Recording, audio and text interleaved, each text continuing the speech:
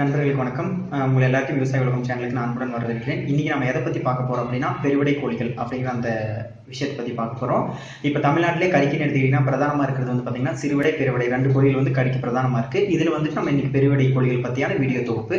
அதுக்கு முன்னாடி இந்த சேனல் உங்களுக்கு பிடிச்சிருந்தது அப்படின்னா சப்ஸ்கிரைப் பண்ணுங்கள், லைக் பண்ணுங்கள். உங்களுக்கு எந்த மாதிரி வீடியோக்கள் வேணும் அப்படின்னு கமெண்ட் பண்ணுங்கள். உங்களுக்காக நாங்கள் வீடியோக்கள் விவசாயம் சார்ந்ததாகவும் ப்ளஸ் நாட்டுக்கோழி சார்ந்த தகவல் எல்லாமே நாங்கள் போடுற தயாராக இருக்கும். பெருவிடைகள்னா என்னங்க? இப்போ இந்த பெருவிடைகள்னா என்ன அப்படின்னா, இந்த பெருவிடை அப்படிங்கிறதுலேயே இதுக்கான ஒரு பெயர் அடங்கி இருக்குது. என்ன அப்படின்னா, பெருசா இருக்கிறது பெருவிடையாகவும் சிறுசா இருக்கிறது சிறுவிடையாகவும் உருவகப்படுத்தி அது பெருவிடை கோழிகள், இது சிறுவிடை கோழிகள் அப்படின்னு சொல்லிட்டு நம்ம முன்னோர்கள் வந்துட்டு உருவகப்படுத்தியிருக்காங்க. அது அந்த பெருவிடை பற்றி தான் நம்ம இன்னைக்கு பார்க்க போகிறோம். அதாவது வால் வந்து பார்த்தீங்கன்னா விசிறி வால் மாதிரி இருக்கும். இப்படி பார்த்தீங்கன்னா கோழிக்கே வந்து வால் வந்து பார்த்தீங்கன்னா நல்லா விசிறிவாளாக இருக்கும். இந்த விசிறிவாளை வச்சு பெருவிடையை கண்டுபிடிக்கலாம். அதே மாதிரி இதோட எடை வந்து பார்த்தீங்கன்னா ஒரு கோழி ஒரு 3 கிலோ இருக்கும், சாவல் ஒரு 4 கிலோ 4.5 கிலோ இருக்கும். ஸோ இந்த மாதிரி விஷயத்தை வச்சு தான் இது பெருவிடை, அப்புறம் சிறுசா இருக்கிறது தான் சிறுவிடை அப்படின்னு நம்ம உருவகப்படுத்துறோம். இந்த மாதிரி விஷயத்தை வச்சு நீங்க பெருவிடை அப்படிங்கிற கோழியை கண்டுபிடிக்கலாம். அப்படி உங்களால் கண்டுபிடிக்க முடியல அப்படின்னா தொகை நாட்டு கோழி விற்பனையாளர்கள் சொல்லிட்டு நாங்கள் ஒரு குரூப் வச்சிருக்கோம். அந்த குரூப்ல நீங்க வாங்க போற கோழியோட படத்தை போட்டு இது பெருவிடையா சிறுவிடையா அப்படின்னு நீங்க கேளுங்க. நண்பர்கள் யாரும் சொல்லுவாங்க. அதுல இருந்து உங்களுக்கு ஒரு தெளிவு கிடைக்கும். அது மூலியமா நீங்க அந்த பெருவிடை கோழிகளை நீங்க வாங்கிக்கலாம். பெருவிடையோட தீவனம் அப்படின்னு பாத்தீங்கன்னா மேய்ச்சல் போக தினமும் ஒரு 100 கிராம் 150 கிராம் வரைக்கும் சாப்பிடக்கூடிய ஒரு தன்மை கொண்டதுங்க.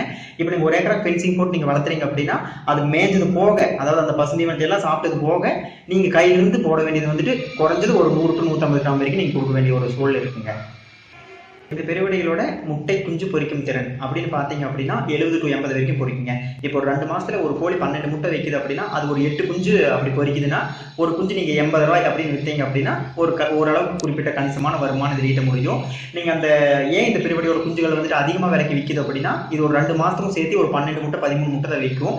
அதனால அந்த உற்பத்தியாளர் வந்துட்டு இந்த குஞ்சுகளை வந்துட்டு ஒரு அதிகமான விலைக்கு கொடுத்தா மட்டும்தான் அந்த உற்பத்தியாளருக்கு வந்து கட்டுப்படி ஆகும். அதனால வந்துட்டு இந்த பெருவிடையோட குஞ்சுகள் அதிகமா இருக்கு. ஒரிஜினல் அப்படிங்கிறப்ப பாத்தீங்கன்னா கண்டிப்பா குஞ்சுகளோட விலை அதிகமா தாங்க இருக்கும். அதே மாதிரி சேவல் எடுத்துட்டீங்கன்னா 4 to 4.5 கிலோ இருக்கும். இந்த அதிகமான எடை இருக்கிறதுங்காட்டி பாத்தீங்கன்னா இதோட முட்டை பொரிப்பு திறன் வந்து பாத்தீங்கன்னா கொஞ்சம் கம்மியா இருக்குது. அதாவது ஒரு 2 மாசத்துக்கு ஒரு 12 முட்டை 13 முட்டை இப்படி தான் வைக்கும். குஞ்சு பொரிப்பு திறன் வந்து பாத்தீங்கன்னா 70 to 80% இருக்கு. அதனால ஓரளவுக்கு குஞ்சுகள் பொரிக்குது. இப்போ வந்து இது எல்லாம் கால்குலேட் பண்ணி தான் அந்த உற்பத்தியாளர் வந்துட்டு உங்களுக்கு ஒரு விலையை நிர்ணயிப்பாரு.